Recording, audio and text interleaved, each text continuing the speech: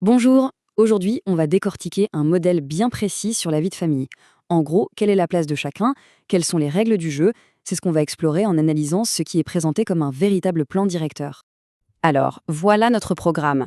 On va commencer avec une idée assez forte, la famille vue comme une entreprise céleste. Ensuite, on s'intéressera aux devoirs de l'enfant, puis tout de suite après à ceux des parents, vous allez voir, c'est une question d'équilibre. Après ça, on se penchera sur l'influence du père, qui est, paraît-il, assez surprenante. Et on terminera sur une notion de guérison pour les cas où ce modèle idéal ne fonctionne pas comme prévu.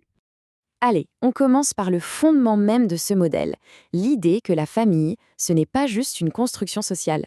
Non, c'est bien plus que ça. C'est une entreprise céleste. Voyons un peu ce que ça implique.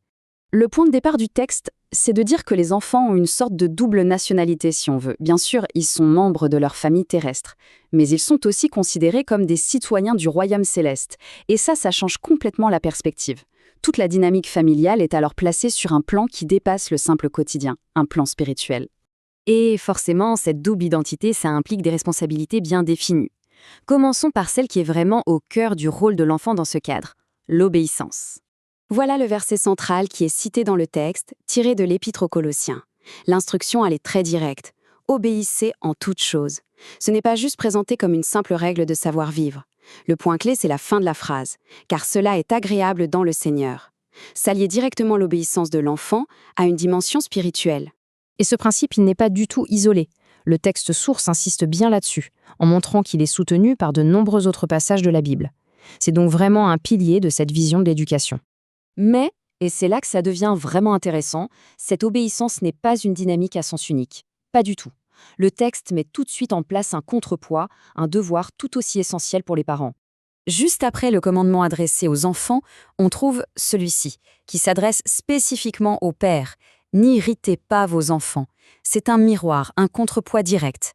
Le texte l'interprète comme un appel à guider, oui, mais sans jamais décourager. C'est tout un art de trouver l'équilibre entre la discipline et l'encouragement. On a donc une véritable réciprocité. D'un côté, on a l'obéissance en toute chose de la part de l'enfant, et de l'autre, la responsabilité parentale de ne pas provoquer, de ne pas décourager. Le texte suggère que c'est vraiment l'harmonie entre ces deux commandements qui permet de créer un environnement familial sain et équilibré. Allez, on entre maintenant dans une partie assez étonnante de l'analyse qui s'appuie non seulement sur des textes anciens, mais aussi sur des données sociologiques modernes pour observer l'influence très spécifique du père. La question qu'on se pose est simple. Est-ce que l'influence spirituelle de la mère et du père pèse le même poids dans la balance? Intuitivement, on aurait tendance à répondre oui, n'est-ce pas? Mais les études que cite le texte révèlent une dynamique assez inattendue. Regardons ce graphique. Il illustre la probabilité qu'un enfant continue de fréquenter l'église une fois adulte. Sans surprise, quand les deux parents y vont, le taux est très élevé. Quand seule la mère y va régulièrement, le taux chute. Mais alors, attention, c'est là que ça devient surprenant. Quand seul le père est pratiquant, le taux de persévérance de l'enfant est bien plus élevé que dans le cas où seule la mère pratique. La conclusion de ces études, telle que notre source la présente, est donc sans appel. La pratique religieuse régulière du père serait un indicateur beaucoup plus puissant de la foi future de l'enfant que celle de la mère. C'est un point qui forcément met en lumière l'immense responsabilité du père dans la transmission spirituelle. Bon, bien sûr, tout ce qu'on vient de voir, ça dessine un portrait idéal.